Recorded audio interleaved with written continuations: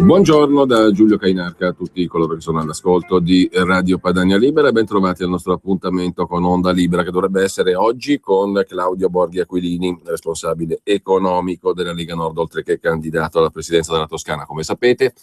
Peraltramente, siccome ho visto che Claudio Borghi Aquilini era in diretta 25 secondi fa su Rai News 24, presumo che dovremo aspettare qualche minuto per averlo con noi.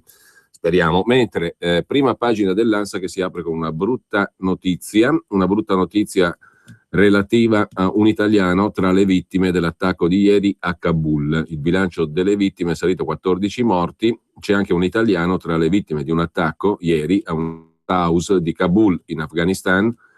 La conferma è arrivata dalla Farnesina, era un cosiddetto cooperante. Secondo quel che si è appreso, l'uomo, Sandro Abati, 48 anni, era originario del Bergamasco. Secondo le stesse fonti, si trovava nella guest house insieme alla compagna di origini kazake, anche lei rimasta uccisa nell'attacco. Il bilancio delle vittime è salito a 14 morti, di cui 9 stranieri, fra i quali anche un americano e 4 indiani. I talebani hanno rivendicato l'attacco di ieri sera alla guest house Park Palace nel quartiere di Shahar New Kabul, nel quale sono morte 5 persone, rimaste ferite almeno in 6. Il portavoce dei talebani in una email inviata ai media ha detto che il gruppo ha preso di mira il residence perché è frequentato da stranieri, tra i quali americani. Sempre poi dalla prima pagina dell'agenzia ANSA di stamani, Banca d'Italia certifica il debito a marzo è salito a 2.184 miliardi. Il debito pubblico, il debito delle amministrazioni pubbliche, è aumentato a marzo di altri 15 miliardi e 300 milioni per toccare la vetta di 2.184 miliardi e mezzo di euro, superando il massimo precedente di 2.169 toccato a febbraio. Lo comunica Banca d'Italia nel supplemento Finanza Pubblica. Le entrate tributarie contabilizzate nel bilancio dello Stato sono state pari a marzo a 27 miliardi e 700 milioni, in aumento dello 0,6% rispetto allo stesso mese del 2014. E ancora dalla prima pagina dell'agenzia ANSA, l'amministratore delegato di Fimpelcom, Jean-Yves Charlier, conferma che la società è in discussione con Hutchinson riguardo a un'alleanza paritaria tra Wind e Treitalia. Sollecitato dagli analisti sulla possibile tempistica della joint venture paritetica in Italia, Charlier ha spiegato solo che dopo le voci delle ultime 24 ore la società ha ritenuto che fosse appropriato fare una dichiarazione. Non ci sono certezze che sarà trovato un accordo, in particolare la transazione dovrà essere soddisfacente. Quanto al debito, servirà l'approvazione delle autorità, è troppo presto per altre considerazioni, ha detto il numero 1 di Fimpelcom, cioè in pratica Wind.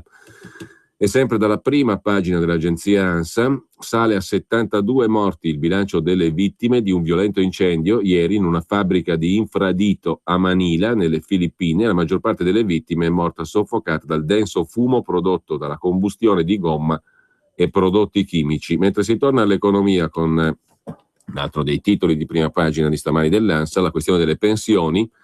La decisione sarà collegiale a strettissimo giro, potrebbe arrivare lunedì quando è stato convocato un Consiglio dei Ministri che al momento però non ha all'ordine del giorno la questione delle pensioni, innescata dalla sentenza della Corte Costituzionale sull'adeguamento all'inflazione delle pensioni oltre 3 volte il minimo.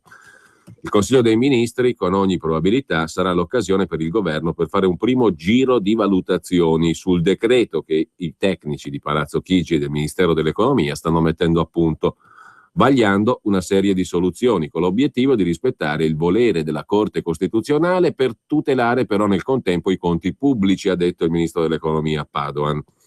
L'obiettivo di spesa possibile è stato identificato fra 3 e 3 miliardi e mezzo netti da reperire.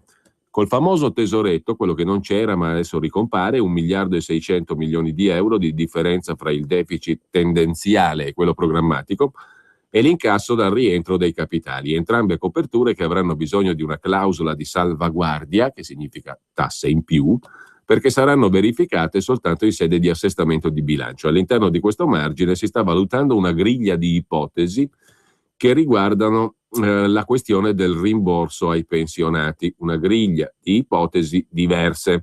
Una delle ipotesi sul tavolo è anche quella di restituire l'indicizzazione della pensione, persa per effetto del blocco del decreto Salva Italia a Monti Fornero, per uno solo dei 2 anni in cui lo stop è stato in vigore, cioè il 2012 o il 2013. In questo modo, è il ragionamento, si riduce l'impatto sui conti, cioè ti devo 2 anni, te ne do solo uno, e in parte. La Corte Costituzionale però ha puntato il dito anche contro la mancanza di progressività dell'intervento, quindi la scelta finale potrebbe essere quella di un mix di misure. Insomma, siamo ancora alle strachiacchiere e nel frattempo la Grecia ha raggiunto un'intesa su gran parte dei punti in discussione con i creditori internazionali, questo però per bocca del ministro delle finanze greco Yanis Varoufakis. La Grecia non punta a un haircut, cioè a un taglio del debito, ha spiegato ancora Varoufakis, aggiungendo che il livello del debito è insostenibile, ma per Atene deve essere ridisegnato e non tagliato.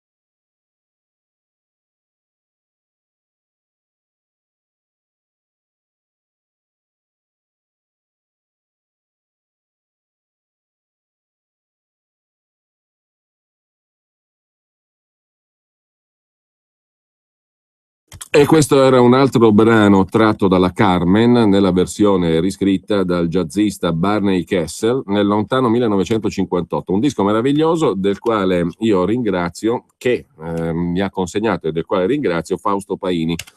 Un dono meraviglioso, bellissimo, un disco che mi sta piacendo, non lo conoscevo, un'incisione del 1958, ma che trovo stupenda. E adesso parliamo di immigrazione non in arrivo, in uscita verso l'Australia, la meta più ambita per cambiare vita. Ce lo racconta oggi Panorama. Ogni anno decine di migliaia di europei e di americani emigrano verso il nuovo Eldorado in cerca di una buona occupazione e tra loro anche molti italiani. Panorama ne racconta alcune storie, tutti i trucchi per evitare delusioni e fallimenti. L'Australia è anche il paese che, sapete, ha cercato di limitare l'immigrazione in entrata tramite barconi e mare, semplicemente volgendo la prua verso la direzione dalla quale i migranti arrivavano e cercando di garantire comunque degli standard di assistenza e di vagliare comunque le richieste di profughi effettivi. È il famoso metodo australiano che è stato spiegato qualche giorno fa anche sul Foglio dal generale, dal militare che operativamente lo ha portato a termine per conto del governo australiano, con riduzione immediata degli sbarchi ma anche dei morti in mare in Australia. Modello australiano che si è perso nelle nebbie di Bruxelles, non parliamo di quelle italiane. In ogni caso oggi parliamo di immigrazione in uscita, o meglio ce ne parla Panorama. Stanca di vivere in un paese ingessato e di cercare un compromesso nella quotidianità di moglie, mamma, esperta di cooperazione allo sviluppo, nel 2013 la signora Elisabetta Giorgi impacchetta tutta la sua vita e se ne va a Melbourne insieme al marito e ai 2 figli di 5 e 9 anni. Si ripromette di concedersi una pausa, 6 mesi, per respirare, studiare, aiutare i figli a integrarsi in una realtà completamente diversa da quella torinese alla quale erano abituati, la signora Giorgi è convinta che il suo curriculum da esperta di diritti dei bambini e di violenza domestica sia troppo settoriale e difficile da sfruttare e che 15 anni di esperienza non siano utili a trovare lavoro in Australia. Si mette comunque alla prova, manda il suo profilo a una decina di associazioni che operano nel settore. In 2 settimane arrivano le risposte e la signora Giorgi è assunta come coordinatrice di uno dei centri rifugi per violenza domestica che l'istituzione Vincent Care Victoria gestisce a Melbourne per 57.000 euro all'anno. Talento, perseveranza, flessibilità, professionalità. Sono queste le caratteristiche, scrive Panorama, che accomunano la maggior parte dei giovani professionisti americani ed europei che stanno invadendo l'Australia. Tra il 2013 e il 2014 l'Australia ha concesso 128.550 visti, 7.400 per sponsorizzazioni di aziende, 74.700 a liberi professionisti, altri 6.160 a potenziali investitori. Gli anglosassoni arrivano su chiamata, come Sophia Ashworth-Jones, la preside più giovane di Inghilterra. Ha ricevuto il suo primo incarico dirigenziale a 25 anni. Un anno fa ha lasciato Oxford per gestire la Christ Church Grammar School di South Yarra a Melbourne, in Australia. O come David Mallet, che nel 2013 ha rinunciato al suo incarico alla George Washington University per trasferirsi alla School of Government, sempre a Melbourne. Mollano tutto, attratti da uno stipendio che spesso vale il doppio, a volte perfino il triplo di quello ottenuto nel paese d'origine. Dopo pochi mesi si rendono conto che l'Australia offre molto altro, in pochi tornano indietro. Anche per gli italiani, scrive Panorama, ci sono opportunità, ma bisogna fare molta attenzione e non lasciare nulla al caso. Per alcuni, in particolare i giovani, le occasioni dipendono dal titolo di studio. In Australia deve essere coerente con l'incarico che si vorrebbe ottenere. Per altri da un'idea di business vincente, per altri ancora da competenze scientifiche, quelle che l'Australia aggiorna annualmente nel suo efficiente programma di visti skilled, cioè appunto per competenze. Poco importa che si tratti di medici, insegnanti, minatori, piastrellisti, ostetriche o operai. Per gli australiani ciò che conta è far entrare solo chi colma le lacune del mercato del lavoro australiano. L'economia del paese cresce al 2,5% all'anno, che significa 0,3 moltiplicato per un bel po' di volte. Il tasso di disoccupazione è al 6,3%, la metà meno di quello italiano. La disoccupazione giovanile è al 14%, in calo però del 3% rispetto al valore record del 17% a inizio 2015. Numeri lontanissimi dai nostri naturalmente e molto più in positivo. Quindi ben vengano gli immigrati, dice l'Australia, ma a patto che non riducano le opportunità di lavoro in settori dove non manca la manodopera. Lo spiega Giovanni Butera, che in Australia è arrivato nel 96 a 27 anni. Integrarsi era e resta complicato per chi non ha un titolo di studio riconosciuto nel Commonwealth. Anche Butera è torinese, di origini calabresi, ed è sbarcato in Australia con una borsa di studio post laurea dell'Università La Sapienza di Roma, frequentando un master di finanza. Grazie a un background da consulente finanziario e soprattutto a un titolo di studio australiano, dice Butera, in pochi mesi ho ottenuto la residenza col visto per professionisti qualificati. Oggi si occupa dello sviluppo di sistemi per il controllo e la gestione dei rischi per le banche in una multinazionale indiana. Sono molto soddisfatto, dice, guadagno bene e ho anche il tempo per coltivare le mie passioni, ma quando sono arrivato io la concorrenza era poca e le opportunità tantissime. Oggi le cose sono cambiate, solo i più qualificati riescono a farsi strada. La sua esperienza, racconta ancora il settimanale Panorama, è simile a quella di Andrea Biggi, 43 anni, che dal 2004 è un diplomatico al servizio di Canberra. Si trasferisce da Savona la prima volta all'inizio degli anni 90 con un visto vacanza lavoro, con cui si mantiene mentre scrive la tesi di laurea. L'esperienza gli piace e si mette all'opera per renderla stabile. Un master in relazioni internazionali a Sydney segna la svolta e gli offre la qualifica che gli manca. Dopo 2 anni in banca e una breve esperienza da giornalista per una TV italiana locale, Andrea Biggi vince il concorso ed entra al Ministero degli Esteri australiano. Guadagna 72.000 euro all'anno, è soddisfatto e senza rimpianti. La maggior parte dei giovani, che in maniera più o meno casuale ha finito col trasferirsi in Australia, non si è mai pentita. A prescindere dal fatto che abitino a Sydney, Melbourne, Perth, Brisbane o Adelaide, ripetono tutti che in Australia si vive, e non solo perché c'è un buon clima, un forte senso civico e di comunità, un sistema sanitario e di welfare di livello, un mercato del lavoro dinamico e flessibile, o si guadagna bene. Le qualità dell'Australia, che colpiscono e conquistano tutti, sono tre: il rispetto per i lavoratori a prescindere dalla loro posizione, la serenità di operare in un sistema in cui le regole sono chiare e veramente uguali per tutti. Elisabetta Giorgi, che era partita appunto da Torino, è una ragazza seria al suo lavoro, non si è mai tirata indietro quando si è trattato di fare straordinari o sacrifici. Quando il suo superiore le ha chiesto di smettere di rispondere alle email di lavoro al di fuori dell'orario pattuito per non sottrarre tempo ai suoi hobby e alla famiglia, non poteva credere alle sue orecchie. Giovanni Butera ha una bimba di 2 anni, solo in Australia può permettersi di far carriera mantenendo la flessibilità per adattarsi agli orari della figlia. Lui è il papà, non la mamma. Tanti italiani hanno imparato che in Australia essere sfacciati, arroganti e presuntuosi non paga. Chi vuole emergere deve puntare sulle idee, sul merito, sul rispetto, altrimenti non va da nessuna parte.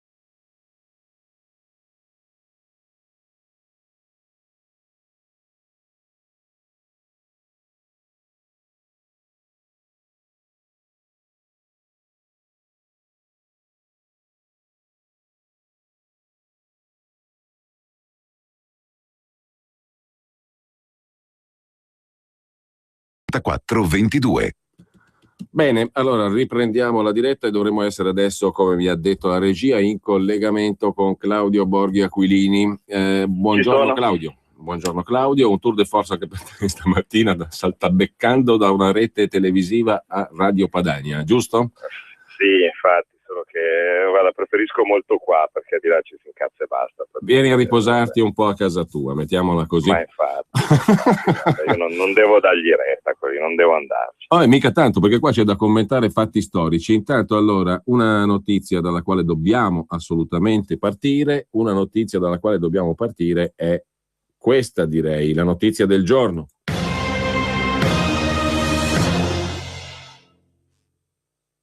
Si apre all'insegna dell'ottimismo il tour europeo del Presidente del Consiglio Mario Monti. In una telefonata in diretta a Radio Anch'io, il Premier ha parlato della fine della crisi che vede all'orizzonte. Stanno succedendo due cose, che la fine del tunnel sta cominciando a illuminarsi e che noi e il resto d'Europa ci stiamo avvicinando alla fine del tunnel. La macchina diplomatica sembra essere partita col piede giusto. Monti stamani è volato a Parigi per incontrare il presidente Hollande, per poi andare ad Helsinki. No, scusa Claudio, mi sono sbagliato.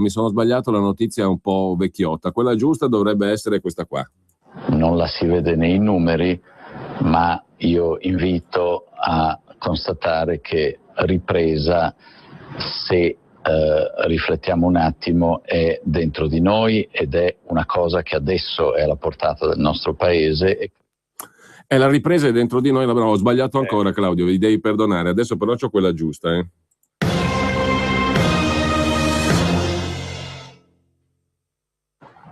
L'Italia è prossima al punto di svolta. La ripresa sarà graduale, ma almeno ci sarà.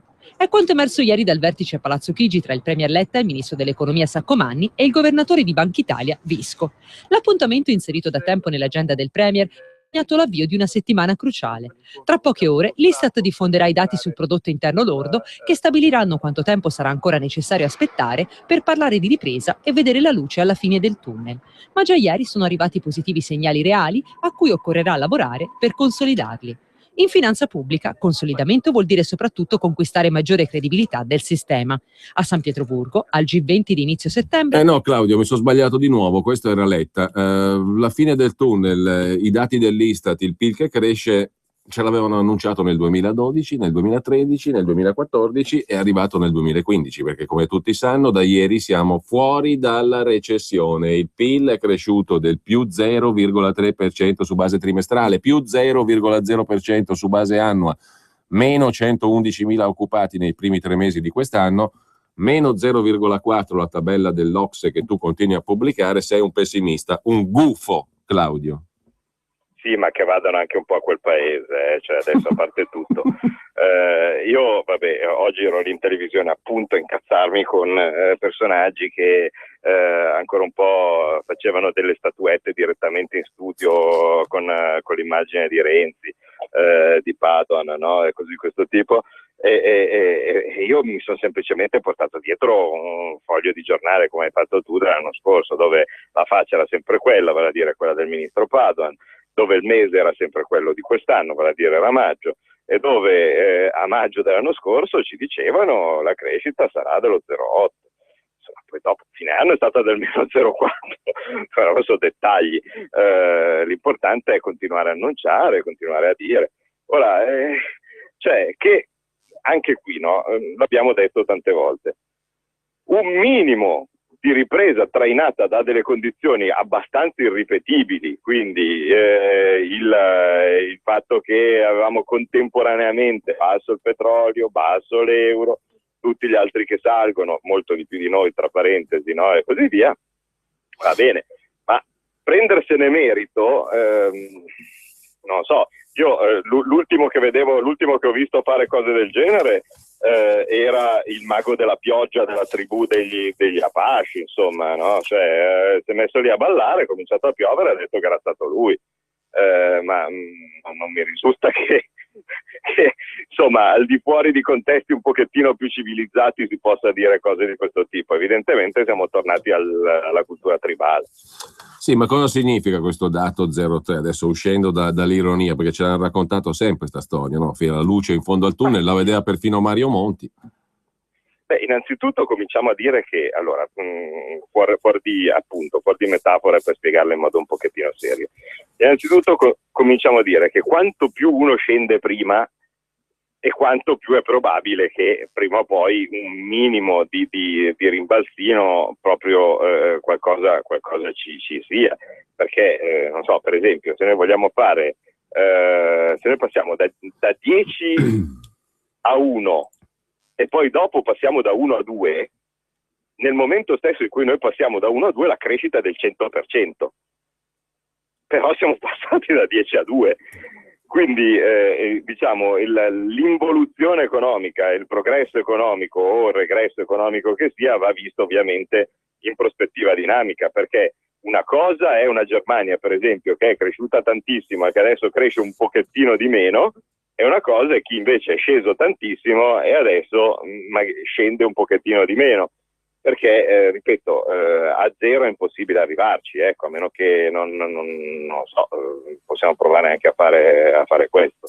Il fatto invece è cercare di capire se le cause sono state dei cali delle recessioni sono state sconfitte, oppure se siamo in ogni caso ancora paro paro al punto di prima, e io sono convinto che siamo paro paro al punto di prima, e che nel momento stesso in cui queste condizioni particolarmente favorevoli e ripetibili verranno meno, poi dopo andiamo a sbattere in modo triste. Scusa, una curiosità però su questo, Claudio, ti interrompo, ma allora io ho citato prima un dato che l'Istat ha reso pubblico, no? Nei 3 mesi 2015, gli ultimi 3 mesi, meno 111.000 posti di lavoro. Sì. Poco prima il presidente diventato renzianissimo dell'INPS, Tito Boeri, ha detto invece che ha venduto il dato, diciamo, dei rapporti di lavoro secondo il nuovo contratto a tutele crescenti, che poi qualcuno dice è meno stabile di quello che erano i vecchi Coco Pro o Coco Co.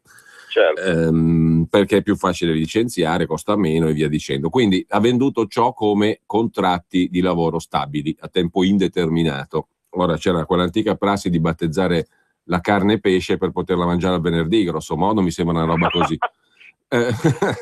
Lo facevano certi monaci furbacchioni, però mi pare che siamo un po' più o meno lì. Però io vorrei capire allora che significato ha che l'Istat dice abbiamo perso 111.000 posti di lavoro in 3 mesi e dire però abbiamo chiamato quello che era la carne pesce per 70.000 posti di lavoro in più, non so neanche quanti sono, X che siano, no? In più, contratti a tempo indeterminato. Non mi pare che l'operazione funzioni come, diciamo, un'operazione che abbia senso. Allora, tutti i governi, diciamo, simil dittatoriali si preoccupano di fare delle rivoluzioni del linguaggio, no? Vi ricordate quando dovevano alzare l'IVA, no? Non veniva alzata l'IVA, veniva armonizzata sulla base dei parametri internazionali. Ogni volta che c'era una qualche fregatura c'è sempre una parola che lo stempera, no? Quindi noi nel nostro caso abbiamo fatto, invece di avere, è un contratto indeterminato, a tempo indeterminato, però io lo posso segare in qualsiasi momento, perché diventa a tutele crescenti, no? E quindi nel momento stesso in cui noi abbiamo precarizzato tutto, ecco che posso tranquillamente sbandierare che ho fatto un sacco di contratti in più. Allora, io penso che tutti si stiano rendendo conto, in qualsiasi ambito lavorativo, che il combinato disposto di 2 provvedimenti, vale a dire l'introduzione del contratto crescenti, uno, ma l'altro forte è la decontribuzione, cioè vale a dire per 3 anni praticamente non si pagano contributi per i nuovi assunti, ha comportato che la tentazione per il datore di lavoro di sostituire i vecchi contratti con quelli nuovi diventa fortissima. E ci sono innumerevoli casi che io avevo già denunciato subito all'inizio, dove per evitare che ci sia una smaccata sostituzione proprio paro paro e per evitare anche resistenze comprensibili da parte dei lavoratori, sono tantissimi casi di aziende che chiudono e riaprono.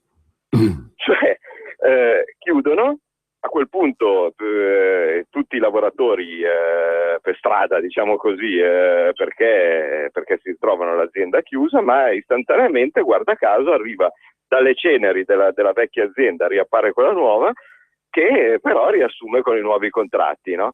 E a quel punto il lavoratore, ovviamente, sapendo che la scelta non è che sia particolarmente ricca, no, in giro, perché dice vabbè, meglio questa cosa che la disoccupazione, ed ecco che il gioco è fatto.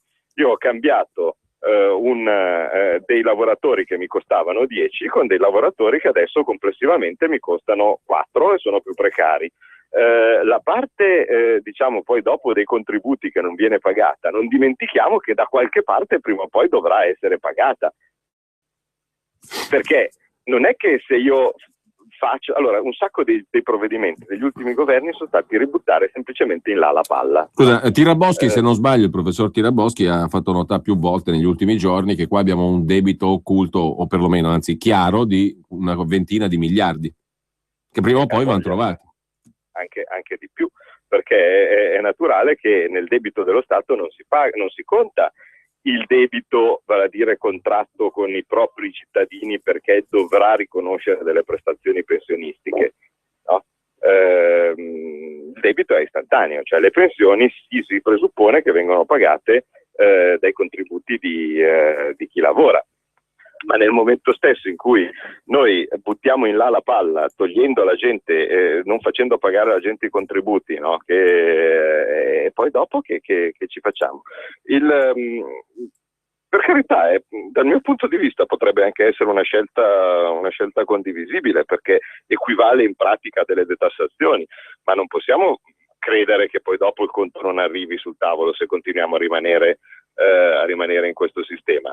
Un altro esempio banale, insomma, fra tanti, tutti questi le detrazioni, no? Avete presente il 36% che poi dopo è diventato 50% per le ristrutturazioni, per i mobili, no? E così di questo tipo. Allora, i benefici arrivano subito. Vale a dire, chi vara una cosa del genere, cioè io posso anche dire detassazione del 90% usufruibile da qui a 10 anni per chi oggi compra una macchina. Non lo so. Allora, al momento di macchine se ne vendono tante, io faccio figurare un buon risultato. Poi dopo com'è che lo pago? Lo pago con tutti i crediti d'imposta che la gente comincia a vantare perché avrà da qui a 10 anni da scontare poi dopo il credito d'imposta per l'acquisto che ha fatto o per la ristrutturazione o per i mobili o per qualsiasi altra cosa, che si tradurrà in minor gettito. E quindi poi dopo io, per carità, al momento sembro più bravo di quello che sono e poi dopo lascio il conto da pagare a chi verrà dopo. Sull'altra questione del giorno, della settimana, delle prossime presumibilmente, cioè la sentenza della Corte sulle pensioni e sulla mancata, integrazione delle pensioni al costo della vita.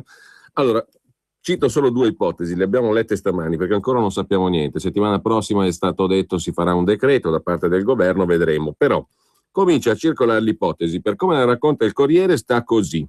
Il rimborso sarà pieno per le pensioni fino a 1.500 euro lordi, cioè 3 volte il minimo, 80% tra 1.500 e 2.000, 60% fra 2.000 e 2.500 e poi azzerato per gli assegni più alti di 2.500 euro lordi.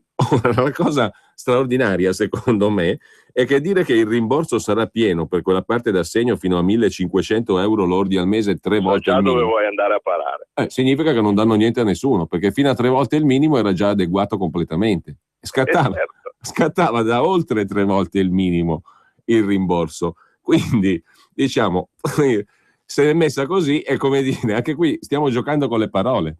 Cioè ti dico che ti do tutto fino a 3 volte il minimo, perché 3 volte il minimo era quello che già avevi tutto, perché il provvedimento Monti Fornero partiva da lì a tagliare. Oppure, altra ipotesi, Sole 24 Ore, rimborsare uno solo dei 2 anni in questione, a parte che ce ne sono altri 2 a seguire. Però ti darò soltanto o il 2012 o il 2013. È interessante come cosa, no? No, c'è da dire che però va detto che sono bravi. Perlomeno io penso che io non ce l'avrei, insomma, la faccia di pronto di dire cose di questo tipo. Ma è evidente che così, cioè, se il blocco della perequazione è avvenuto soltanto per i trattamenti superiori a 1.500 euro, quindi vale a dire 3 volte il minimo, come faccio a dire che ti do tutto fino a 1.500? È bella, questa è bella. Che non c'è stato prelievo. Non lo so, io ogni tanto così per gioco mi metto lì a far vedere alcune di queste provate, no, del governo. Non so, per esempio, sempre per gioco, per farsi 2 risate, dicevo, daremo 80 euro a tutti quelli che hanno segnato una tripletta contro il Brasile ai mondiali, no? Esulta Paolo Rossi perché c'è lui, però insomma l'annuncio sembra che sottende una platea più vasta, no? Cioè, non so, daremo 80 euro a chi ha vinto 8 medaglie nel fioretto femminile, no? C'è la Vezzali, no? Felice.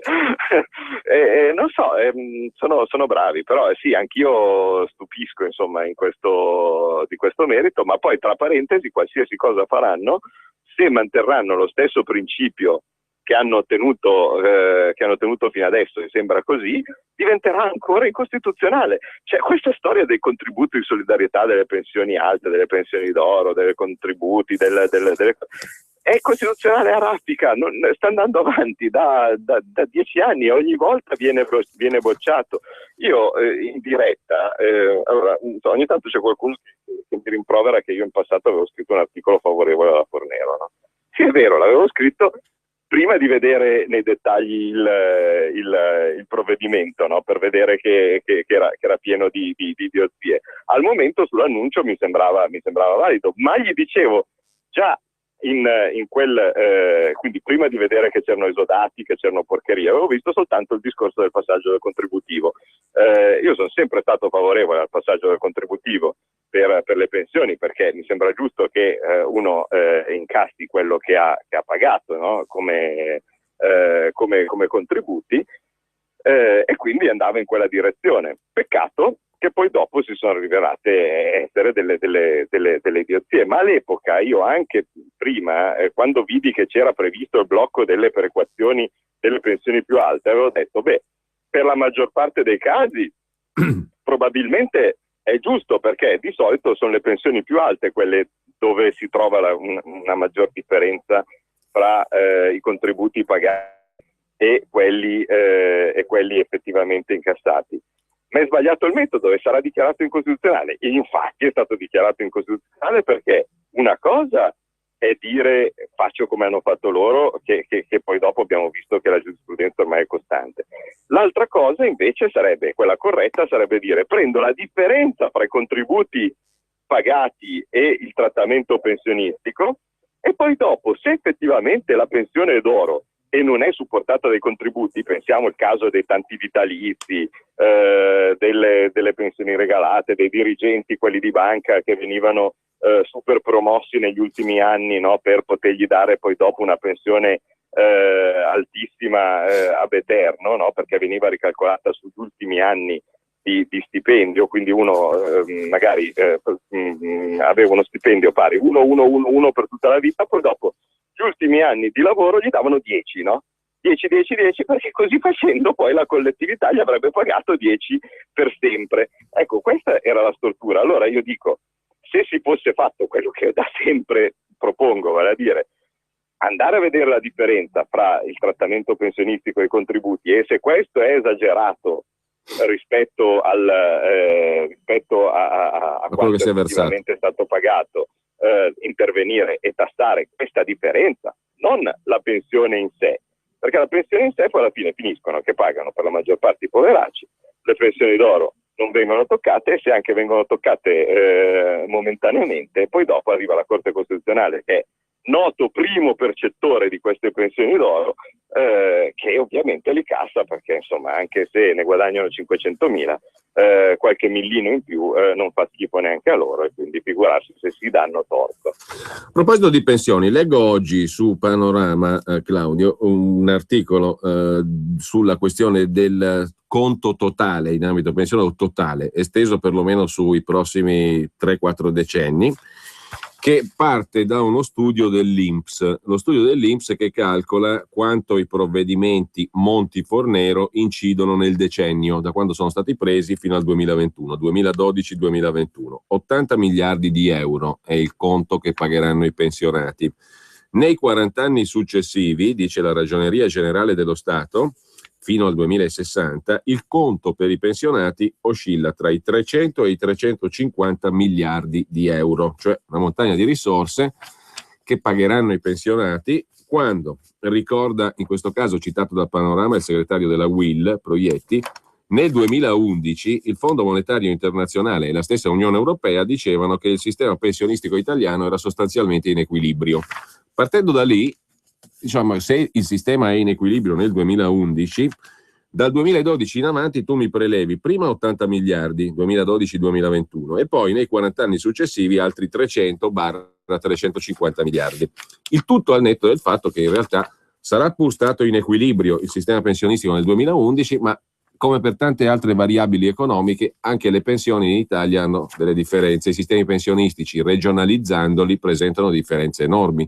Ci Ci sono regioni impari, regioni in attivo e regioni che hanno un buco pensionistico, cioè una differenza tra quello che dicevi tu, i contributi versati e le pensioni percepite enormi, no? La Sicilia ha un debito pensionistico stratosferico, per dirne una, la Lombardia è in pareggio, altre regioni sono in attivo. Quindi al netto di questo però i numeri mi sembra che siano impressionanti. 80 miliardi di effetto dei provvedimenti Monti Fornero nel decennio e altri 300 da qui ai prossimi 40 anni. Beh, ma che sistema, allora, volendo si potrebbe andare nel dettaglio, no?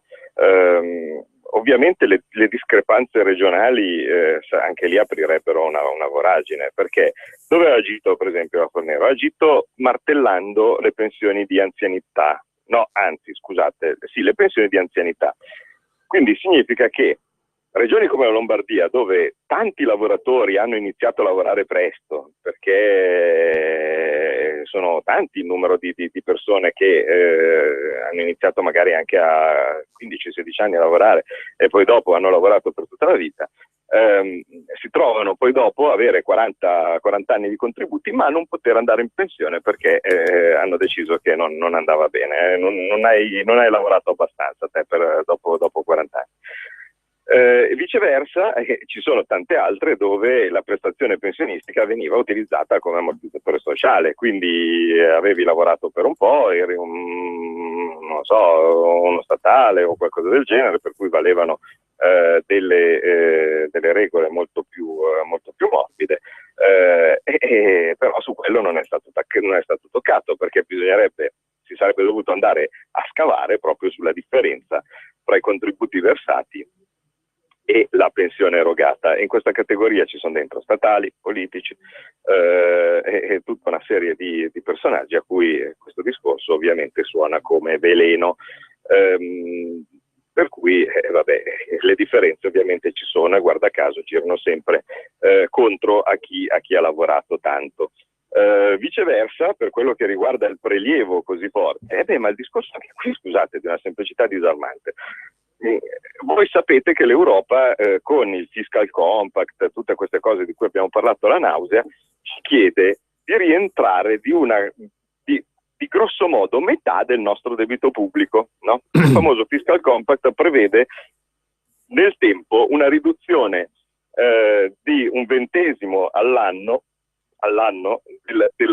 dell'ammontare del debito pubblico fino ad arrivare a un rapporto pari al 60%, non a 130 come adesso. Quindi il conto è presto fatto, oggi c'è il nuovo record di debito pubblico, stiamo parlando di 2.200 miliardi, significa che da qualche parte ci si chiede di trovare, pur attualizzati col tempo, 1.000 passa miliardi. Scusami, ma aumenta di 15 miliardi o 20 al mese il debito?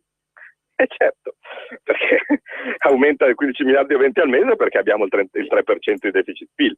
Loro ti dicono dovresti fare il pareggio di bilancio, così facendo non aumenta più il debito, no? Perché è ovvio che se noi abbiamo il 3% di deficit, significa che a fine anno, anche senza considerare questioni di inflazione o similari, dato che un punto di PIL corrisponde a circa 15 miliardi, abbiamo 45 miliardi in più di debito, no? Questo è ovvio. E quindi cosa succede? Tu prima devi ridurre il tuo deficit di bilancio con tagli, tasse o quello che è fino ad arrivare a pareggio, dopodiché devi ridurre il debito partendo, devi ridurre il debito in modo tale da trovare questi soldi. Ora, se io guardo il bilancio dello Stato, non posso pensare di trovare questi soldi fuori dalle pensioni, perché è la prima voce di spesa. Quindi io apro il bilancio dello Stato e cosa trovo? Trovo pensioni come prima voce, poi trovo gli interessi sul debito pubblico, ma su quelli non ci posso fare niente, perché insomma quello è, non è che decide, che è una politica economica, no? Più di tanto decidere, anche se anche qui un giorno, se volete, ne possiamo parlare, perché scegliere quali strumenti di debito emettere ha delle conseguenze che io valuto all'incirca in 30 miliardi all'anno. Se volete potete andare sul sito di Asimmetrie, la società di ricerche, quelle che abbiamo costituito insieme con il professor Bagnai, dove ho messo il mio contributo proprio per un po' tecnico, ma per andare a parlare delle scelte del debito pubblico.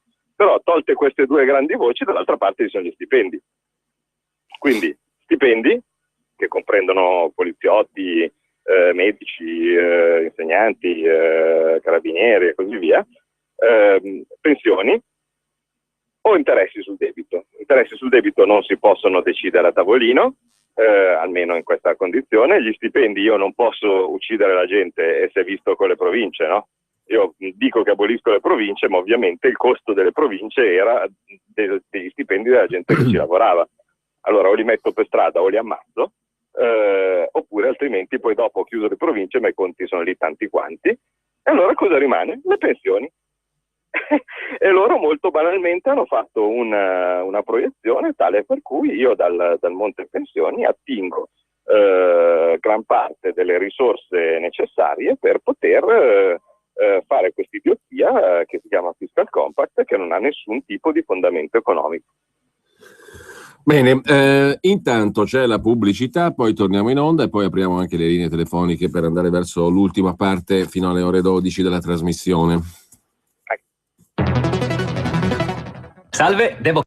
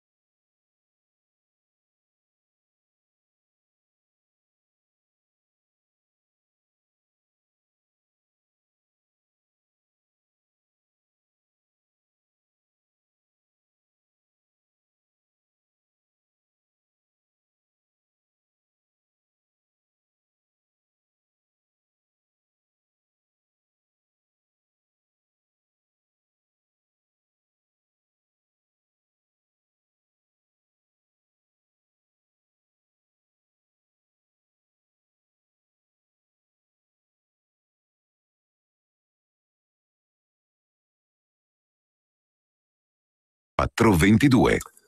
Torniamo allora in onda con Claudio Borghi Aquilini per l'ultima parte della trasmissione, poi apriamo anche le linee telefoniche tra pochissimo, però due cose vorrei chiedertele, Claudio. La prima, ritornando brevemente al discorso delle pensioni e della sentenza della Corte Costituzionale sugli adeguamenti, il nostro presidente Buffalmacco, faccio anche un favore credo, perché Buffalmacco era un pittore fiorentino, protagonista di novelle del Boccaccio, nelle quali compariva come insuperabile orditore di beffe a danno dei creduloni e degli sciocchi, insieme all'amico Bruno.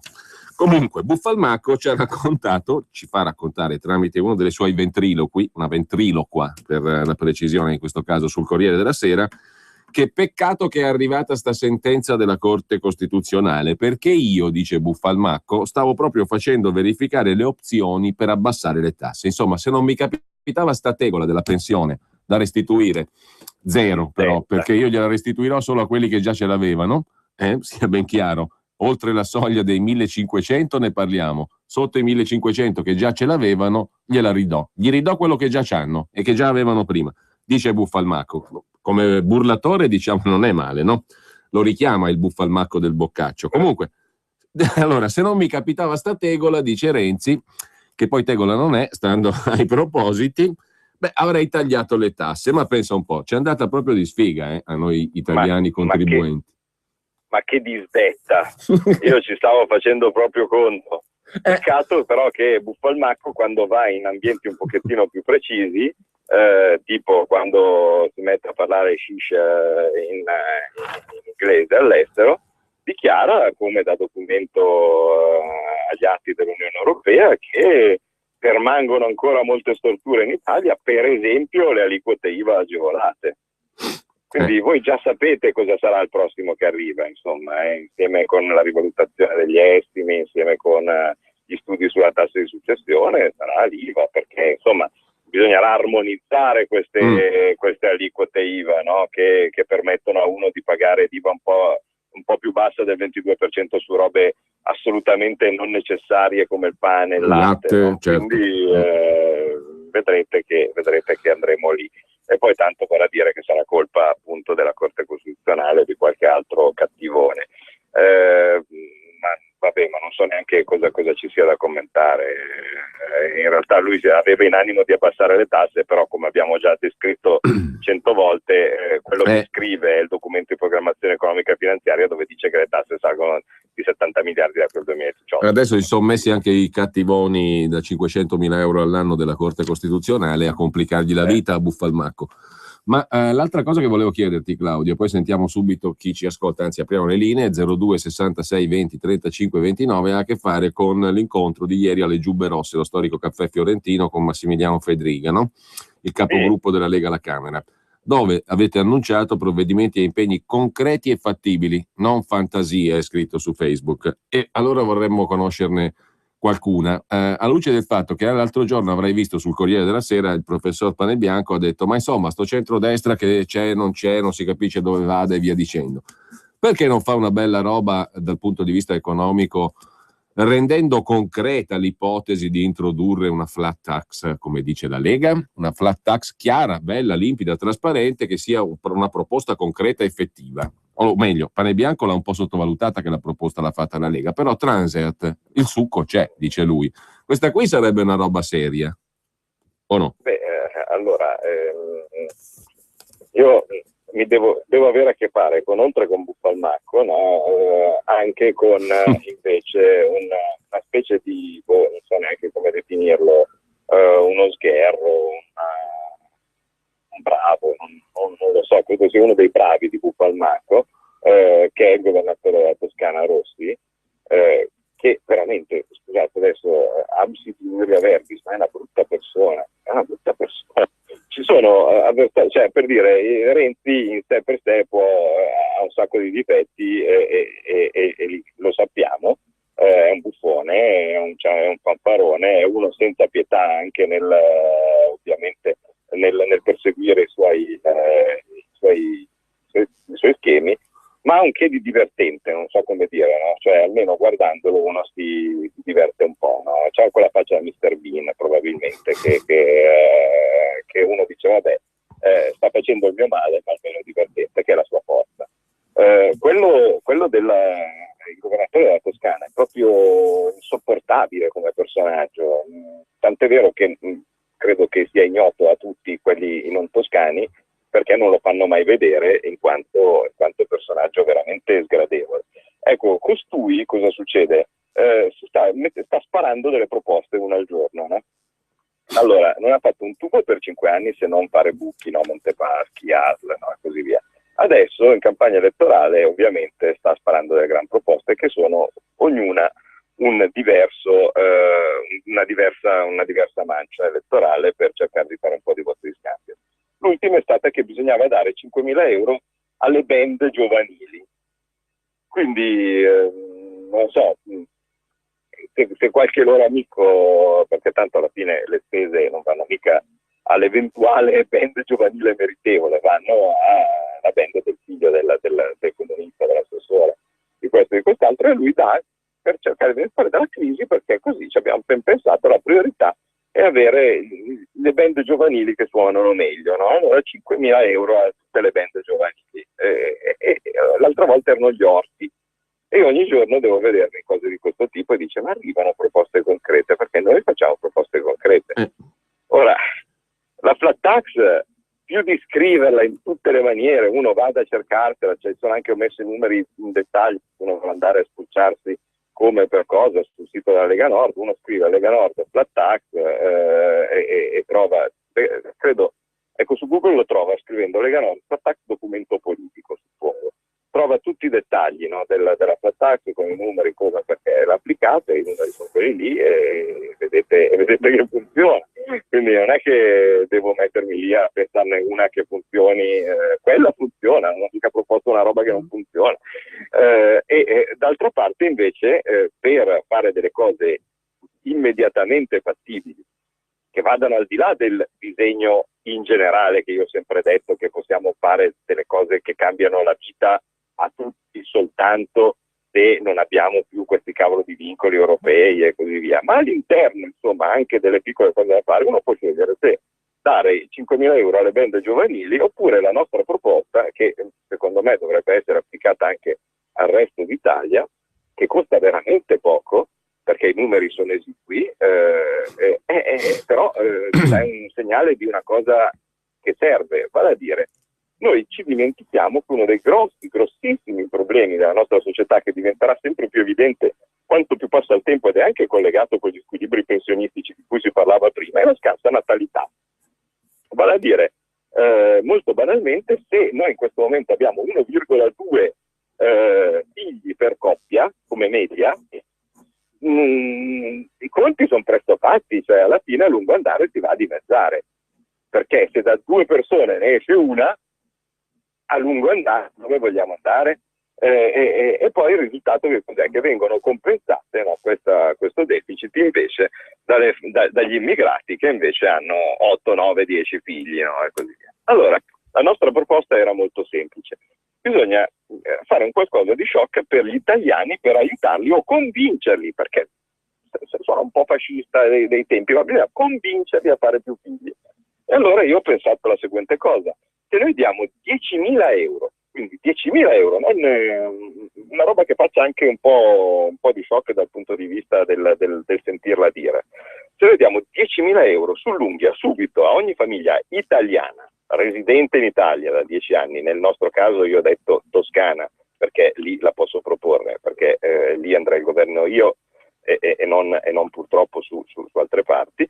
Comunque a ogni famiglia residente in Toscana da 10 anni di cittadini italiani che fanno oltre il secondo figlio, quindi terzo figlio 10.000 euro, quarto figlio 10.000 euro, ecco, costa pochissimo perché il numero di famiglie che si trovano in questa condizione purtroppo è basso, però evidenziamo un problema vero e magari riusciamo un pochettino a ribaltare o a provare quantomeno a ribaltare dei numeri che sono drammatici, perché sennò altrimenti qui, anche senza bisogno dell'immigrazione, anche chiudendo le frontiere, se noi continuiamo a non fare figli e invece solo gli immigrati ne fanno un gran numero, prima o poi l'invasione avverrà dall'interno, per cui dal nostro punto di vista una cosa del genere costa, pensate un po', solo per la Toscana, non miliardi, non 56 miliardi come il costo del reddito di cittadinanza, no, che ho fatto a spanne per capire quanto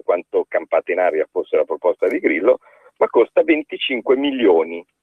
25 milioni che è semplicemente una frazione degli errori che sono stati fatti dall'ASL di Firenze e di Pistoia nella gestione degli immobili.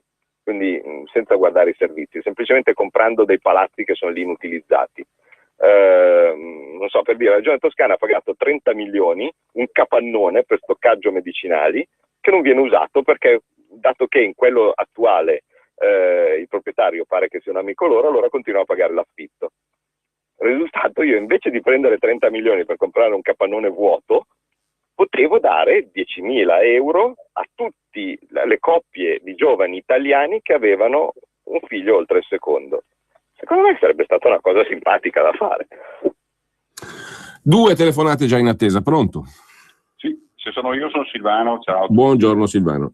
Chiaramente Machiavelli diceva che la politica è l'arte del far credere, mentre indubbiamente la proposta che fa il Borghi è una concretezza riscontrabile per poter risolvere le cose. E allora dico, le clausole di salvaguardia vada bene, sono l'IVA a carico dei cittadini, ma solo su determinate operazioni. Sui derivati invece danno come clausole di salvaguardia l'uscita di una unilaterale della JP Morgan, ad esempio.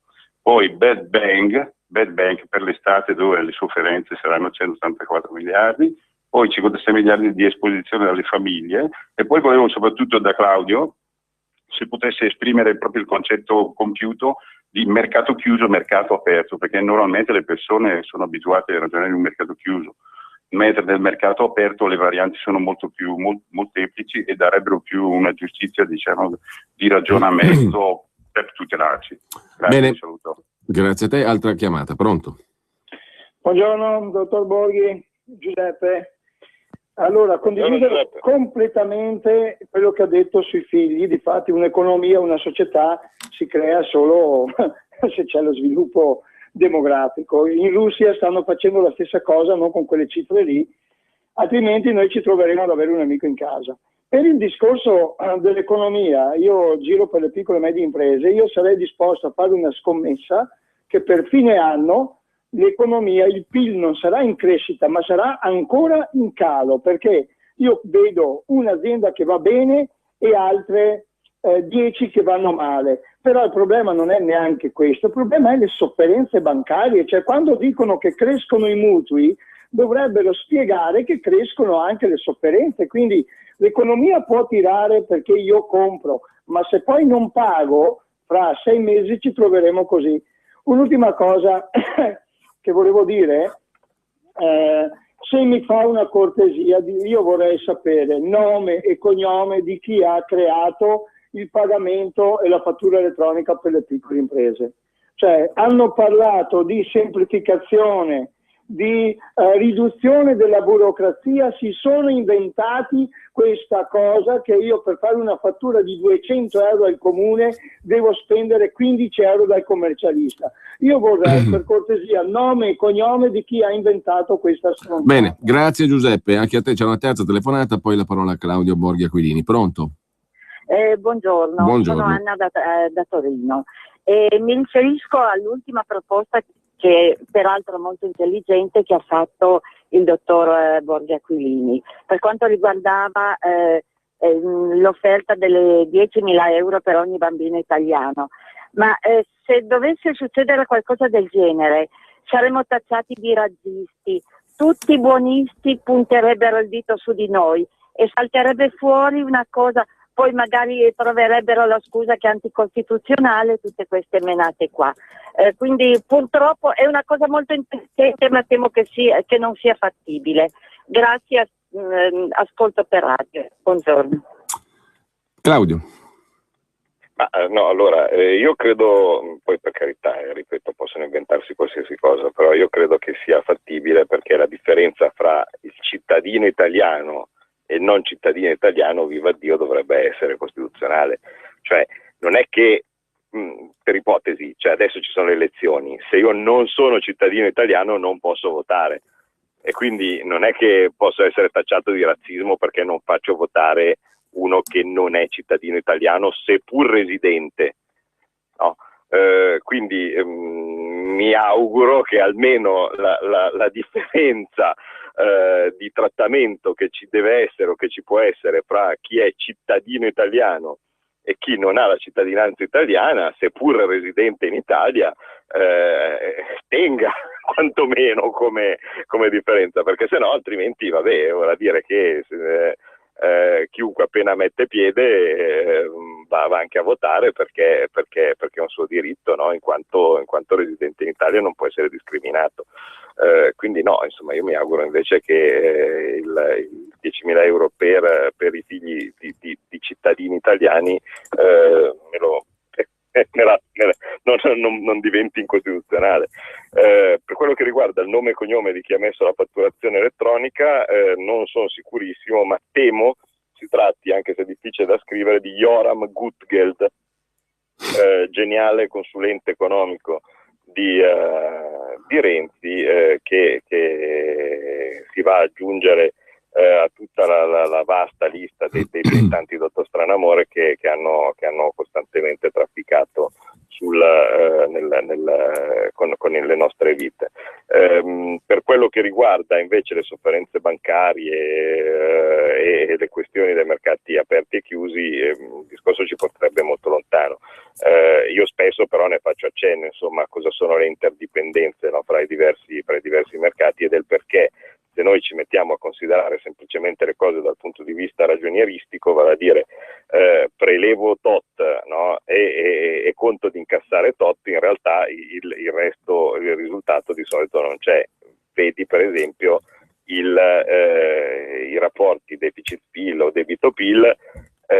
Se io aumento il prelievo fiscale dovrebbe scendere il mio debito, no? Invece, guarda caso, il debito sale perché la contrazione del PIL derivante dal fatto che io vado a prelevare più soldi mi fa ridurre la frazione, perché la frazione è composta da debito che sta in alto, diciamo 130, e PIL che sta sotto è 100. Se io faccio diventare più piccolo il PIL sotto, allora a quel punto anche il numero sopra in proporzione mi diventa più grande. Stessa cosa poi ovviamente le relazioni fra gli altri paesi, cioè il fatto che noi in questo momento stiamo crescendo, seppur di quella cifra ridicola che abbiamo detto prima, perché tutti gli altri stanno crescendo fortemente, non possiamo prescindere. Nel momento stesso in cui gli altri cominceranno ad andare indietro, noi correremo indietro. 2 telefonate ancora, pronto? Sì, pronto. Io Buongiorno. sono Piero, un proletario lombardo, in quanto ho 2 proli e una prola, che però fanno le medie superiori, e le garantisco che vi costano molto, ma molto di più oggi che quando erano piccoli. Quindi volevo sapere se ci sarà aiuto anche per noi, che siamo stati pazzi a suo tempo. E poi un'altra cosa, il discorso del residuo fiscale toscano, farete una legge dove garantirete di tenere una certa quota fissa come aveva promesso Maroni e che tra virgolette sto ancora aspettando, o che cosa? Com'è la proposta toscana? Grazie. Bene, altra chiamata 02 66 20 35 29. Pronto? Pronto? Buongiorno. Buongiorno, buona Padania, Liberty Eccezione. Sergio. Vorrei chiedere al professor Borghi se riusciremo a resistere alla oppressione fiscale che sta facendo il ducetto fiorentino lì. Se riusciremo a riuscire a passare questo momento che è un'oppressione fiscale, e oltre che un'altissima, che non esiste in nessun'altra parte del mondo una fiscalità così alta, penso che non ce ne sia, e lui non abbassa mica le tasse perché è un ballone di prima categoria. Un'altra roba veloce vorrei chiedergli, ma quando se riusciremo ad arrivare al governo, non adesso perché per far cacciare quello lì ci vuole, togliere anche l'IMU, i tasi, tutte quelle cose lì che ci stanno affondando, perché ci stanno distruggendo. No, anche adesso bisogna cominciare a ricalcolare perché tornano puntualmente, c'è l'acconto il 16 giugno. Comunque, grazie anche a Sergio. Altra telefonata e poi la parola a Claudio Borghi Aquilini. Pronto? Sì, buongiorno a tutti e due. Io volevo capire qualcosa di più sulle polemiche di questi giorni sui test invalsi, visto che anche se non è un tema strettamente economico, comunque parliamo della classe dirigente di domani. Vi ascolto per radio. Bene, la scuola. Prego, Claudio.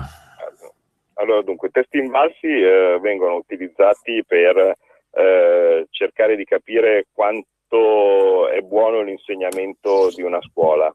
Vale a dire, sono dei test uguali per tutti in tutta Italia, e a un certo punto, se gli studenti o se gli alunni di una scuola riescono a farli meglio rispetto agli alunni di qualcun'altra, si potrebbe dedurre che lì viene insegnato meglio o viene insegnato peggio. E gli insegnanti in protesta in questo momento sono in mobilitazione, in molti hanno boicottato questi test dicendo allora io non li faccio fare, e quindi col cavolo che tu avrai strumenti per poter dire se io sono bravo o cattivo, poi uno scelga lui se è la forma giusta di protesta oppure no. Altra cosa, l'oppressione fiscale IMU quando andremo al governo. Beh, questo è nel programma economico, insomma, se uno guarda i 10 punti del programma economico della Lega, anche qui invito, andate su Google, 10 punti programma economico Lega, troverete che uno di questi è ovviamente proibire qualsiasi tipo di tassazione che non sia legata a un reddito. Quindi se io sono disoccupato non devo pagare tasse perché semplicemente non ho reddito con cui pagarle. Viceversa, una tassazione sulla prima casa comporta che mi posso trovare nella situazione abbastanza antipatica di non avere reddito e di dover pagare delle tasse in certi casi assolutamente sproporzionate, e quindi non ci siamo. Ripeto, è uno dei nostri punti, ma non dovrebbe nemmeno esserci, in quanto abbiamo una Costituzione che dice che chiunque deve essere tenuto a partecipare alla fiscalità generale secondo la propria capacità contributiva, e la capacità contributiva, vale a dire la possibilità di pagare le tasse o meno, è data da un reddito, non dal possesso di una casa, perché non posso vendermi un abbaino o un bagno per pagare le tasse, non è capacità contributiva. Per quello che riguarda invece chi ha fatto in passato tanti figli, è stato un eroe. Il beneficio per queste categorie rientra nella flat tax, vale a dire la flat tax è congegnata, se ben vi ricordate, con una deduzione su base familiare basata su quanti sono i membri della famiglia, per cui se uno ha una famiglia numerosa avrà una forte deduzione dal reddito, su cui peraltro poi dopo in ogni caso ci andrà a pagare un'aliquota ragionevole, e quindi insomma il vantaggio ci sarà anche per chi ha una famiglia numerosa fatta non subito ma in passato. Per quello che riguarda invece il residuo fiscale, io vorrei ricordare una cosa. Ogni tanto la gente dice: ma Maroni, tu avevi detto che che tenevi il 70% delle tasse, poi non l'hai fatto. Ora, non si prescinde dai risultati elettorali. Forse noi ci dimentichiamo che il primo partito alle elezioni della Lombardia non fu la Lega Nord, ma purtroppo per la scarsa avvedutezza di molti elettori fu Forza Italia. Quindi Maroni non è che può fare del tutto quello che vuole, perché in realtà si trova a essere in un governo di coalizione. In Toscana invece c'è la nuova legge elettorale che il PD crede di essersi fatto a suo uso e consumo, ma che sarà probabilmente la sua fine, perché essendo che è a doppio turno significa che se vado al ballottaggio io e poi dopo vinco, governo io. Non è che devo scendere a compromessi o a patti con 5.000 partitelli, allora a quel punto posso fare veramente il cavolo che voglio. E io ho già anticipato che la prima cosa che ovviamente che ci sarà, ma sono sicuro che lo farebbero anche Maroni e Zaia se avessero la maggioranza assoluta, sarà la tutela dei cittadini toscani rispetto a qualsiasi situazione.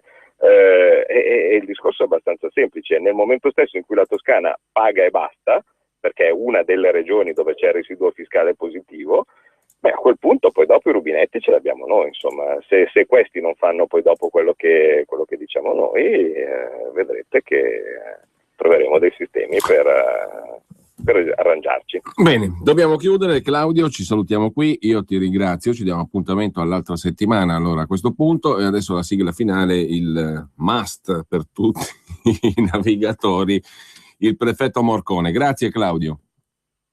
Grazie, ciao.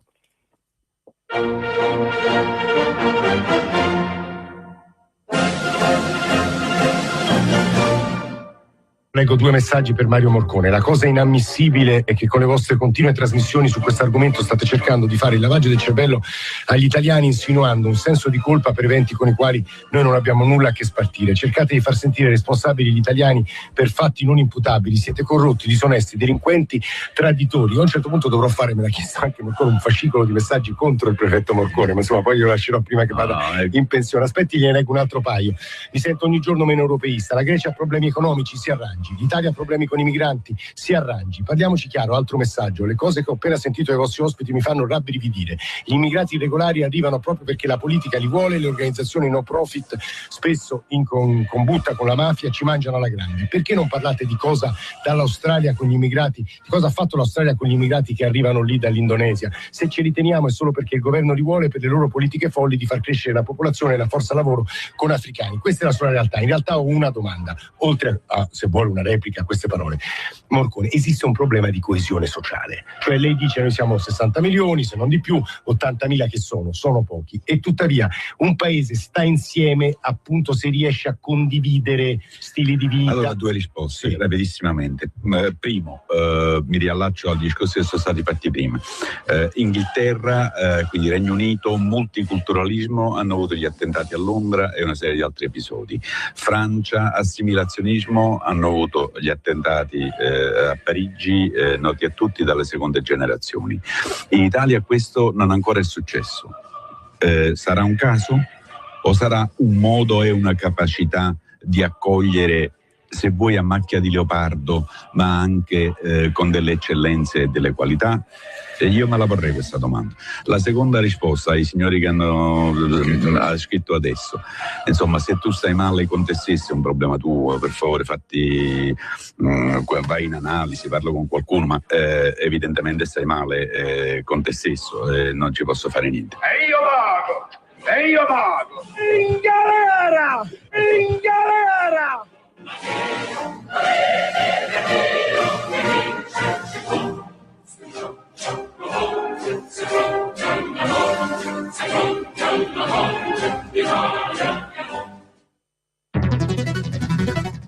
Signor Cateran, ecco il suo nuovo climatizzatore. Allora, il sopralluogo è incluso? Sì. Progettazione? Sì. Installazione? Sì. Estensione della garanzia fino a 5 anni? Sì. E allora brindiamo. Champagnino? Sì, stai fresco. Scegli il climatizzatore ad alta efficienza di Enel Energia. Con la comodità del servizio chiave in mano. Fa tutto Enel Energia. Chiama l'800 900 860. Enel Energia per il mercato libero. Offerta valida fino al 36/2015 e condizionata all'esistenza